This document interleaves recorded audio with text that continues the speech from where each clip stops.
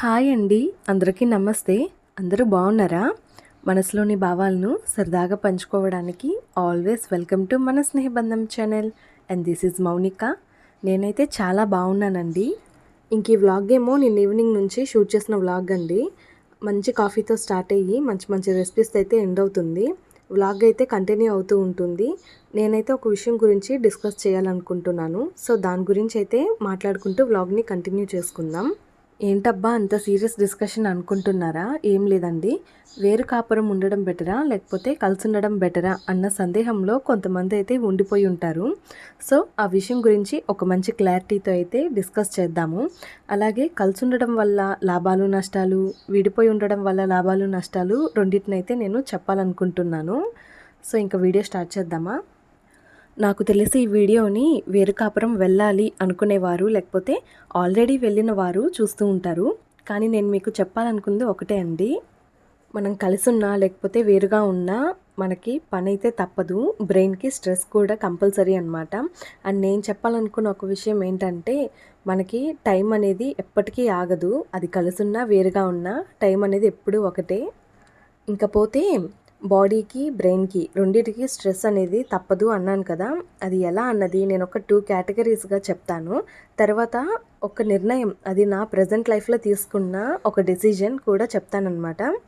వేరుగా ఉండాలి అనుకున్నప్పుడు మన మనసుకు వచ్చే థాట్స్, అలాగే వేరు కాపురం వెళ్ళాలి అనుకున్న వారి మైండ్ సెట్ ఎలా ఉంటుంది అనేది ఒక కొన్ని పాయింట్స్గా విత్ మై ఎక్స్పీరియన్స్ కూడా నేను చెప్తాను.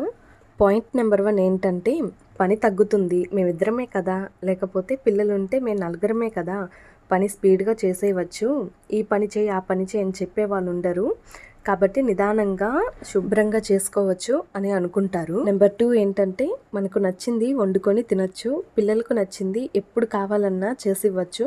ఎవరైనా తిని ఇది బాగోలేదని చెప్పేవారు కానీ లేదా ఇంకాస్త బాగా చేయని సజెషన్ ఇచ్చేవాళ్ళు కానీ ఉండరు. నెంబర్ 3 మనకు నచ్చిన వస్తువు కొనచ్చు, ఎంతైనా ఖర్చు చేయొచ్చు. బడ్జెట్ గురించి, నెక్స్ట్ పొదుపు గురించి క్వశ్చన్ చేసే వాళ్ళే ఉండరు. నెంబర్ 4 ఇంటిని చక్కగా నీట్గా అలాగే హైజీన్గా ఉంచుకోవచ్చు. గ్యాస్ దగ్గర ఒక్క వస్తువుని కూడా అడ్డం పెట్టకుండా శుభ్రంగా ఉంచుకోవచ్చు. నెంబర్ 5 పిల్లల్ని తిట్టుకుంటా ప్రేమతో, అలాగే అస్సలు వాళ్ళని విసుక్కోకుండా బాధ్యతగా పెంచాలి. వాళ్ళు ఎన్ని వస్తువులు లాగినా ఎన్ని అడ్డాలు వేసినా అరవద్దు. నెంబర్ 6 మా వారికి నచ్చిందే ప్రతిరోజు వండి పెట్టాలి. అలాగే వర్క్ నుంచి రాగానే మంచిగా కాలు పట్టి ఇవాళ నేను కష్టపడ్డాను అన్న ఫీలింగ్ రానివ్వద్దు. మంచిగా హ్యాపీ లైఫ్ని లీడ్ చేయాలి. నెంబర్ 7 మనకి నచ్చినప్పుడు పుట్టింటికి వెళ్ళొచ్చు, ఎన్ని రోజులైనా ఉండొచ్చు అని అనుకోవడం. నెంబర్ 8 అమౌంట్ సేవ్ చేసి బంగారం కొందాం, లేకపోతే ఇంట్రెస్ట్కి ఇచ్చి వచ్చిన ₹1 పిల్లల ఫ్యూచర్ కోసం దాచిపెడదాం. నెంబర్ 9 ఉదయాన్నే 4కి లేచి దేవుడి దగ్గర పూజా కార్యక్రమం కంప్లీట్ చేసేసి వంటను కూడా త్వరగా కంప్లీట్ చేసేయాలి. Number 10 last but not least అందరూ అంటే మా ఫ్యామిలీని చూసినా ఎవరైనా సరే ఒక్కటే అనుకోవాలి, ఎంత ఉద్దిక్కైన కోడలు, ఎంత చక్కటి భార్య, ప్రేమగా చూసుకునే అమ్మ అనుకోవాలి అని. లేదా ఇంటిని ఎంత చక్కగా చక్కదిద్దుకుంటుంది, లేకపోతే ఇంటికి దీపం ఇల్లాలు అనేలాగా ఉండాలి అని ఎన్నో విషయాల్లో ముందు జాగ్రత్తలు ఆలోచించే వేరు రావాలని మనసులో బలంగా అనుకుంటాము. అలా ఖచ్చితంగా చేసుకునే వాళ్ళు కూడా ఉన్నారు కూడా. అది కూడా లైఫ్లో ఎన్నో కష్టాలని చవి చూసి ఇంకా నాకు ఈ లైఫ్ వద్దు, ఎన్ని రోజులు ఈ బాధలు ఏడుపులు తిట్లు అని లైఫ్ మొత్తం ట్రాజడీలో ఉండిపోయి తాను తినాలన్నా, పిల్లలకు పెట్టాలన్నా, లేదా కంటి నిండా నిద్రపోవాలన్నా, ఒక్క క్షణమైనా ఆలోచించుకుంటా నవ్వాలన్నా భయపడేవాళ్ళు. ఇలాంటి అవకాశాలు వస్తే తన ఇంటినే కాదు భర్త పిల్లల్ని లేదా భార్య పిల్లల్ని కూడా మార్చుకునే వాళ్ళు ఉన్నారు. కానీ నేను చెప్పేది మాత్రం ఇంకో కేటగిరీకి సంబంధించిన వాళ్ళ గురించి. కానీ నేను ఎవరిని వేలెత్తి ఇది నీ గురించే చెప్తున్నాను అని ఎవరికి చెప్పట్లేదు. ఇది నా అభిప్రాయం మాత్రమే. ఎవరికైనా వినడానికి కష్టంగా ఉంటే ప్లీజ్ ఈ వీడియోని ఇంతటితో స్కిప్ చేసేయవచ్చు. Okay, let's get into the point. ఇంట్లో తీసిన వస్తువుని తీసిన దగ్గర పెట్టలేదనో, మనం కట్టుకున్న చీర పెట్టుకున్న నగలు బాలేదు అన్నారనో, ప్రతి చిన్న విషయం చెప్పలేదనో అంటే వాళ్ళు విన్నా నాకేం తెలీదు, వాళ్ళు ప్రత్యేకించి నాకేం చెప్పలేదు కదా, కనీసము ఇంట్లోకి చీమల మందు తేవాలన్నా నన్ను ఏమైనా అడిగి చేస్తారా అనేవాళ్ళు.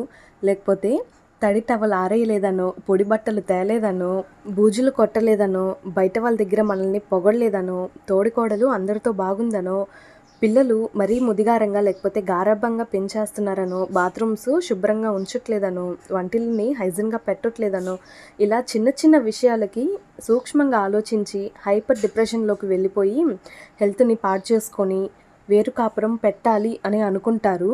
కానీ వాస్తవానికి వేరు కాపురం పెట్టిన తర్వాత లైఫ్ ఎలా ఉంటుందని చెప్పి నేను నిదానంగా చెప్తాను వినండి. ఇందాక పాయింట్ నెంబర్ 1 ఏంటంటే పని తొందరగా అయిపోతుంది అని చెప్పాను కదా! పనిలో హెల్ప్ చేయడానికి ఎవ్వరూ ఉండరు. చీకురు పుల్ల దగ్గర నుంచి పూల పిన్ వరకు అన్నీ మనమే తీయాలి. మనం తీసే వరకు అవి అక్కడే ఉంటాయి. నెంబర్ 2 మనకి నచ్చింది వండుకొని తినొచ్చు అని చెప్పుకున్నాం కదా! ఇంటిని చక్కగా దుమ్ములు బూజులు లేకుండా ఎక్కడ తీసిన వస్తువు అక్కడే పెట్టేయాలి అని అనుకొని ఓవర్‌గా వర్క్స్ చేసేసుకొని బాడీని ఎక్కువగా స్ట్రెయిన్ చేసేసుకుంటాము. దానివల్ల మనం వండుకొని తినడమే కాదు, ఇంట్లో వాళ్ళకి వండి పెట్టాలన్నా కూడా బాడీ అనేది సహకరించదు. నెంబర్ 3 మనకు నచ్చిన వస్తువుని కొనొచ్చు, ఎంతైనా ఖర్చు చేయొచ్చు అనుకోవడం. కాకపోతే వాస్తవానికి ఇంటి rent, current bill, paper bill, పాల bill, water bill, dish bill, అలాగే పిల్లల స్కూల్ ఫీజు, ఇంకా ఇంట్లోకి నెల సామాను ఇలాగా చెప్పుకుంటూ పోతే 1, 2 కాదు ఎన్నో ఉంటాయి. దానివల్ల ఏంటంటే ఒక 100 మిగిలినా ఇది పక్కన పెడితే రేపేం అవసరం వస్తుందా అన్న టెన్షన్ తప్ప నచ్చిన వస్తువు కొనుక్కోవాలన్న ఇంటెన్షన్ అయితే ఉండదు. నెంబర్ 4 ఇంటిని చక్కగా ఉంచుకోవడం, గ్యాస్ దగ్గర హైజీన్‌గా ఉంచుకోవడము. వాస్తవానికి ఉదయాన్నే వంట చేసి పిల్లల్ని అలాగే భర్తని పంపించిన తర్వాత గ్యాస్ దగ్గర ఎన్నో అడ్డాలైతే ఉంటాయి.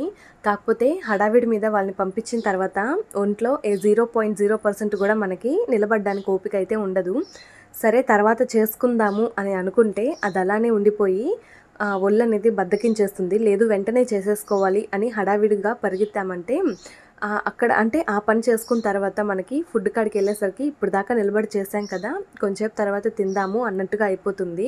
ఇంకా అలా అలా మనకి హెల్త్ ప్రాబ్లమ్స్ అనేటివి కూడా స్టార్ట్ అయిపోతాయి. ఇంకా నెంబర్ 5 ఏంటంటే పిల్లల్ని తిట్టుకుంటా ప్రేమతో అలాగే విసుక్కోకుండా చూసుకోవాలి అని అనుకుంటాము. వాళ్ళు వంటింట్లోనే ఎక్కువగా ఉంటారు మనకు తెలిసినంత వరకు.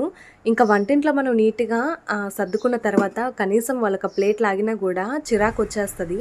నేను చెప్పేది పిల్లల మీద కాదండి, పని మీద. ఎందుకంటే ఇంట్లో సామాన్లు కానీ లేకపోతే బట్టలు మడత పెట్టడము, లేకపోతే బెడ్ మీద బెడ్‌షీట్స్ సర్దడము ఇలాగ ఎన్నో పనులు చేసుకుంటాము. ఇవన్నీ చేసుకొని వాళ్ళు లాగిన అడ్డాల దగ్గరికి వెళ్ళాలంటే మీరే తీయండి అన్నట్టుగా మైండ్ సెట్ వచ్చేస్తది.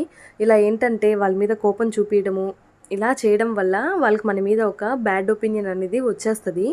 లేదు మేము చేసుకోగలము, నీట్‌గా చేసుకుంటాము, ఇప్పుడు కాకపోతే మళ్ళీ అయినా చేస్తాము, ఆ వస్తువుని అక్కడ వదిలేయం కదా అని అనుకుంటే ఎప్పటి వస్తువులు అప్పుడు తీయాలి అని ఉంటాము. మనకు ఆ పాలసీ గుర్తొస్తది. సో లేదు వదిలేయాలనుకుంటే మన హైజీన్ ఎక్కడికి వెళ్ళినట్టు?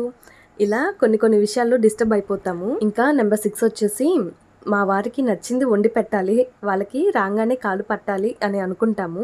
కాకపోతే ఇంట్లో ఈ పక్కకి ఆ పక్కకి పిల్లలతో వేగి వంటకాడు చూసుకొని ఇంట్లో పనులన్నీ మనం చేసుకొని వాళ్ళు వచ్చే టయానికి బాడీ అయితే ఓవర్‌గా స్ట్రెయిన్ అయిపోయి ఉంటుంది. ఇంకా వాళ్ళు వచ్చిన తర్వాత వాళ్ళకి కాలు పట్టడం ఏమో కానీ అవకాశం ఉంటే మాకు పడతారా అని అడిగే స్థితికి అయితే వచ్చేస్తాము. నెంబర్ 7 వచ్చేసి బంగారం కొందాం, లేకపోతే అమౌంట్ సేవ్ చేసి ఇంట్రెస్ట్‌కి ఇచ్చుకుందామని అనుకుంటాము. కాకపోతే మన పెద్దవాళ్ళు చెప్తూనే ఉంటారు కదా, నమ్మి ఎవరి చేతిలో ఒక రూపాయి పెట్టకూడదని చెప్పి. ఎందుకంటే ఇలా నమ్మి ఇవ్వడం వల్ల మోసం చేసేవాళ్ళు ఉంటారు. లేదా బంగారం కొని పక్కన పెడదామంటే ఇంటికి కట్టాల్సిన ఈఎంఐయో లేకపోతే ఇంటి రెంటో, కరెంటు బిల్లనో ఏదో ఒకటి మనకి ఆ టయానికి అంటే ఎదురు సవాల్లాగా ఎదురవుతాయన్నమాట. నెంబర్ 8 ఏంటంటే మనకు నచ్చినప్పుడు పుట్టింటికి వెళ్ళాలి అనుకోవడము. నచ్చినప్పుడు పుట్టింటికి వెళ్తే భర్తకి వండి పెట్టడానికి ఎవరుంటారు? అలాగే వాళ్ళు మనం పుట్టింటికి వెళ్ళిన తర్వాత తీసిన అడ్డాలు అక్కడి నుంచి వచ్చేసరికి అసలు ఇంకోసారి పుట్టింటికి వెళ్ళాలి అన్న ఆలోచన కూడా అసలు మైండ్‌లోకి రాదన్నమాట. ఇంకా నెంబర్ 9 దేవుడి దగ్గర బ్రహ్మ ముహూర్తంలో దీపం పెట్టుకొని పూజ చేసుకోవాలనుకోవడము. కాకపోతే ఒకటి ఆలోచించండి, పిల్లలు నైట్ నిద్రపోయేసరికి 10:30 11 అవుతుంది. ఇంకా ఆ టైం అప్పుడు మనం పడుకొని ఉదయాన్నే 4కి లేస్తే దేవుడి దగ్గర నిద్రకళ్ళు ఉంటాయి కానీ పూజ చేయాలన్న ఆలోచన ఉంటుందా? లేకపోతే దీపం పెట్టిన వెంటనే వంటకాడికి రావాలన్నా అది చాలా ఓపిక ఉంటేనే చేసుకోగలుగుతాము. ఇంకా నెంబర్ 10 వచ్చేసి అదే లాస్ట్ బట్ నాట్ లీస్ట్ ఇంటికి దీపం ఇల్లాలు అని అనిపించుకోవాలి అని అనుకోవడము. ఒక్క విషయం చెప్పాలంటే మన కళ్ళతో చూస్తే మనకి ఏదైనా అందంగానే కనిపిస్తుంది, అది మనం తయారు చేసుకున్నది. అలాగే ఇంట్లో మనం ఏ వస్తువు ఎక్కడ పెట్టామో అది అక్కడ పెడితే అందంగా ఉంటుంది, ఇది ఇక్కడ పెడితే బాగుంటుంది అనుకొని మనకు నచ్చినట్టు పెట్టుకుంటాము. కాకపోతే బయట నుంచి వచ్చిన వాళ్ళు ఏంటంటే, ఏంటి అమ్మ ఇల్లుని ఇలా పెట్టుకో ఉంది, ఎక్కడ తీసిన వస్తువుని అక్కడే పెట్టుకో ఉంది, నేను అయితే ఎంత చక్కగా పెట్టుకో ఉంటానో ఈ ఇంటిని, ఈ అమ్మాయి చేతిలో పడింది ఇలాంటి ఇల్లు వచ్చి అని చెప్పి అనుకునే వాళ్ళు కూడా ఉంటారు. అంటే మన పనిలో మనం ఎంత నీట్గా చేసినా, మనం ఎలాగైతే ఇంట్లో వాళ్ళ దగ్గర సూక్ష్మంగా అన్నీ ఎతికి వేరొస్తామో, అలాగా మన విషయంలో సూక్ష్మం వెతికే వాళ్ళు కూడా ఉంటారు. ఏది ఎలా ఉన్నా నేను ఉండగలను, వేరు కాపురం చేసుకోగలను అని అనుకుంటే భర్త సపోర్టు కనీసము ఒక 40% అయినా ఉంటేనే ఈ పనులన్నీ చేయడం సాధ్యమవుతుందండి. ఇంకా నా లైఫ్లో నేను తీసుకున్న ఒక డెసిషన్ ఏంటి అంటే, మనం చేసే చిన్న చిన్న పనుల్లో సూక్ష్మం ఎతుక్కొని వేరు కాపురం రావడం కన్నా అందరితో హ్యాపీగా ఉండి కలిసి ఉండడమే మేలు అని నేను చెప్తాను. అయితే మీరెందుకు వేరొచ్చారు అని చెప్పి అడిగితే, మేము వేరు కాపురం రావడానికి ఒకే ఒక రీజను, రెస్పాన్సిబిలిటీస్ తెలుసుకోవడమే, ఇంకేం లేదండి. గొడవలు తగాదాలు ఇవన్నీ పెట్టుకొని వేరు రావడం కన్నా కలిసి ఉండి ఆనందంగా ఉండడమే మేలని చెప్తాను. సో వీడియో ఎలా ఉందో కామెంట్ చేయడం మర్చిపోకండి. నచ్చితే ప్లీజ్ ఖచ్చితంగా ఒక లైక్ చేయండి. మన ఛానల్ సబ్స్క్రైబ్ చేసుకోవడం మాత్రం మర్చిపోవద్దండి. Thank you for watching. Keep supporting our channel.